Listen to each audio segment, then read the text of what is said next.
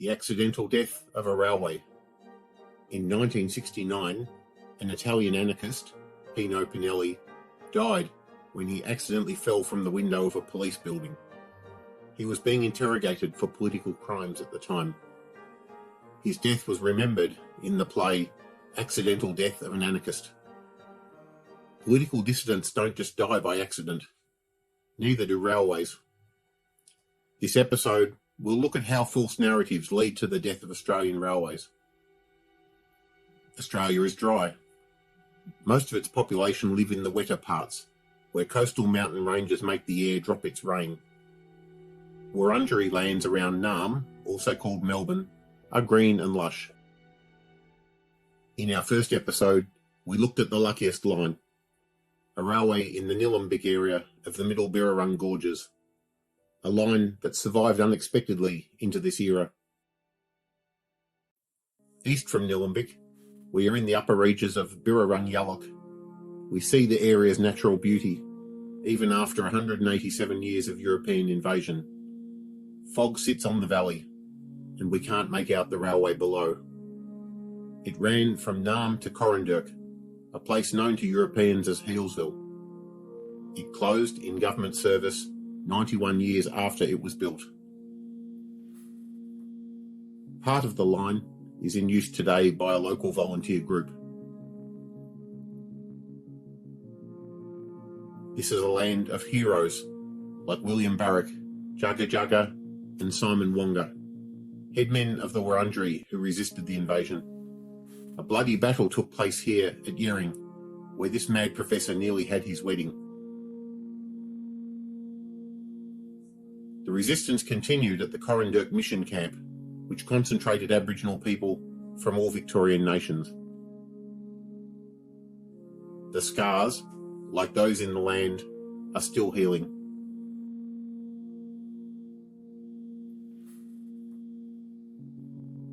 Some amends are being made, at least to the land. Wildlife, especially the Dulewarung, have made this area famous, with the First Nation missions lands now a famous centre for studying them.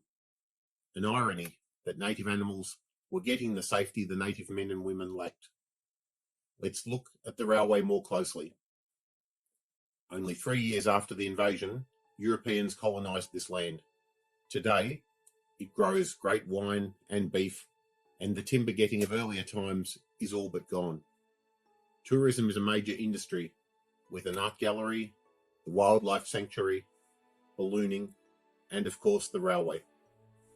The line came into the valley at Lilydale in 1882, and 2 extensions were built, one to Healesville and the other to Warburton, even further up the valley. We will hopefully look at Warburton in a future episode. Lilydale's Cave Hill was mined from the first opening by a Scotsman named David Mitchell. He quarried building products and took away half the hillside. But besides that, not many people remember him. But they remember his daughter Helen, who went by the name Nellie Melba and became one of the global opera stars of her day. She lived near the line at Coldstream and is recalled by all the things named after her in this area, and even on Australia's money. Her father's mine is now being turned into housing. Lilydale is the last station on what is left of the line. Closing the line beyond has been a tragic lost opportunity, and needless.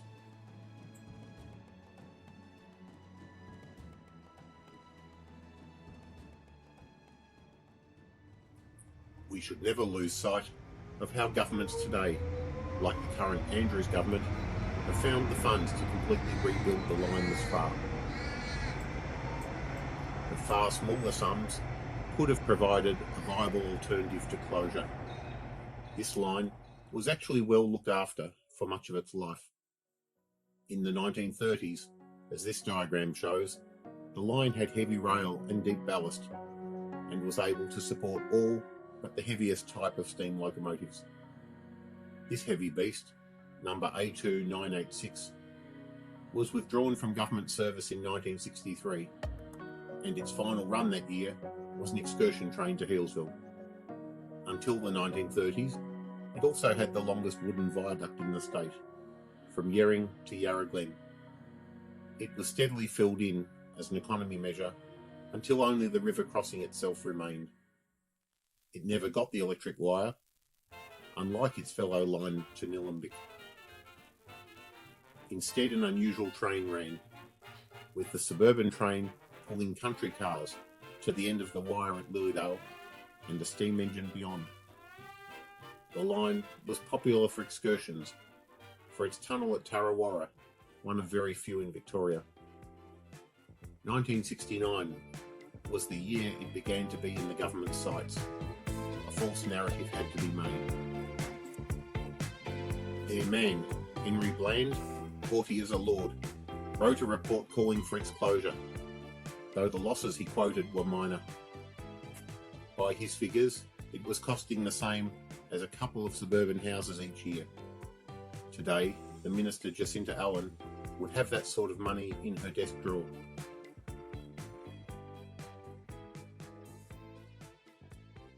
It didn't close in his time. Another man, Murray Loney, head of the Roads Board and obviously anti-rail, again called for its closure, and this time it happened. The Hamer government wanted it gone, withheld the money for upkeep, and it slowly died. Though in 1975, a rail motor could get from one end to the other in 25 minutes if it tried. It was taking twice that when it closed in 1980. The small amount of freight also got smaller till it too had all but vanished. Bland complained about the lack of riders, yet the timetable in his day was very uninspiring, and it was unusable for all but the hardiest fan when it closed. They never tried with any earnestness to get any more riders.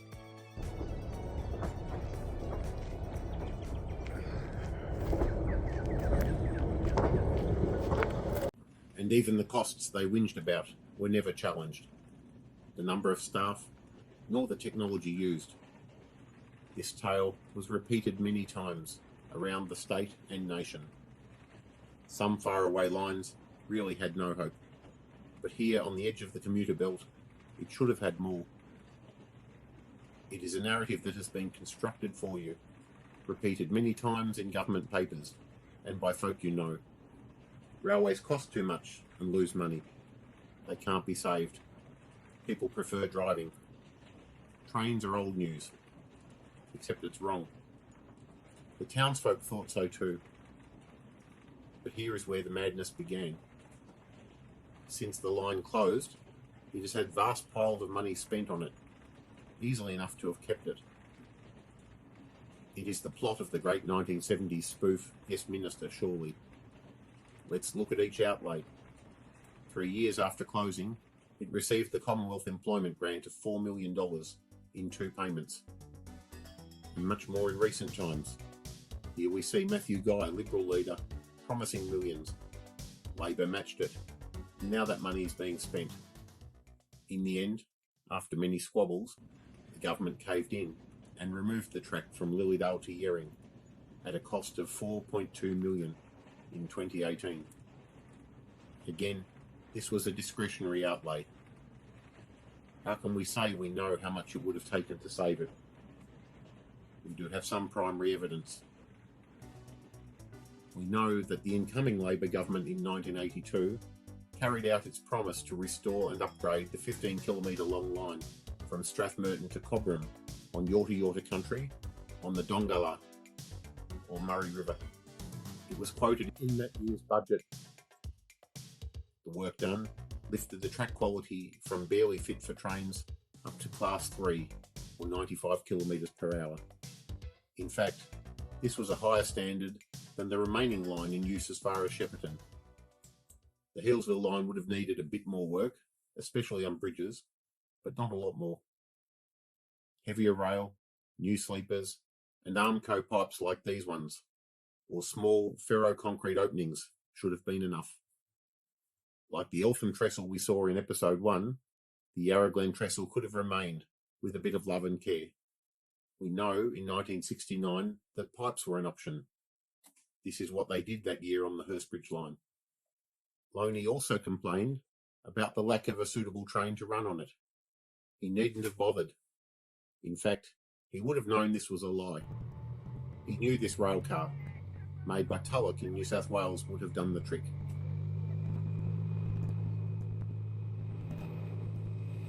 In fact, it did the job for another 10 years on the Stony Point line and elsewhere around the remaining network.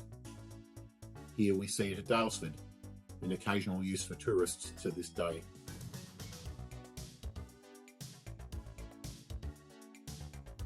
He would have also known the department was proposing to convert the Harris Blue Train cars to an air-conditioned car that could be hauled by rebuilt diesels, to be known as P-Class.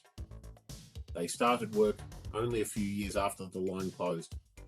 They too saw action on the Stony Point line, which was reopened by Labor after Loney left the scene. Not even 10 years after the line closed, the Labor government also started buying the 7000 series Sprinter cars, and we see them at work on the Stony Point line to this day. They also would have been ideal for the line. Finally, the dominant rail car in V-Line service these days, the Velocity, rated at 160 kilometres an hour, would have been more than enough for this line. But we could have aimed even higher. How could the line have gained more premium passenger traffic and more freight? It beggars belief that no one would have thought of this before, hence why it was likely not done on purpose. Even with the freeway to Ringwood we have today, the train from Flinders Street to Healesville, even if a basic Class 3 operation, would provide a faster end-to-end timing, especially in peak hour. The Mad Professor has seen an express timing from Melbourne to Lilydale in the working timetables only available to the staff, of 37 minutes. If we add to that the 25 minutes, which was the best timing in 1975, and even imagine we cut another 5 minutes off, with those upgrades included, we could do the journey end to end in 1 hour. You have no hope in this world of driving from Flinders Street to Healesville in 1 hour.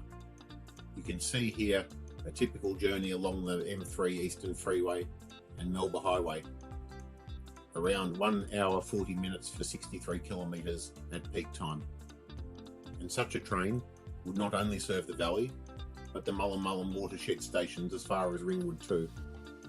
It would be very popular, and if you charged a sensible amount to ride it, would probably not lose too much money. You could set up the current V-Line N sets with their coffee bar and premium seating, and keep the operation simple by running those trains through Southern Cross and on to, say, Warrnambool. One of the 1970s rail motors was for school kids, and it is likely school kids would still want to move along this line. And that is just commuters and general traffic. Tourist excursions were always a big thing on this line. School excursions to the sanctuary alone would run to hundreds of kids a day. The wine region got 3 million visitors a year in 2019. And if we only took 1% of that to rail, 30,000 visitors, mostly on weekends, would keep these trains very full, especially if offering a premium product and the chance to relax and not worry about booze buses. We know this is true with the popularity of excursion trains to this day, including the rail car we saw at Daylesford. We could even imagine, in say 1985, that rail car with an economy section for regular travellers at regular fares, and a first-class compartment with wine and cheese and a fare to match. And for freight, the valley is best known for wine and had 6,000 acres planted. This can produce 18,000 tonnes of wine, which if bottled, put in cases, put on pallets and loaded into containers, might give you around 6,000 containers a year, or 115 a week.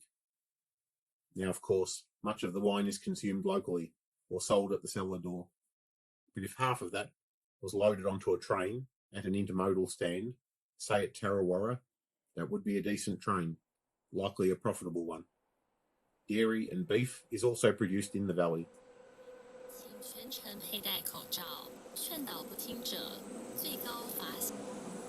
Those intermodal trains could also fill their outbound slots with dairy and beef, any timber cut in the surrounding hills. Consumer goods, fuel and fertiliser could be the inbound load, if anyone actually cared. And the work for trucks would still be there, taking those products from line to customer. How else could we have recovered the cost?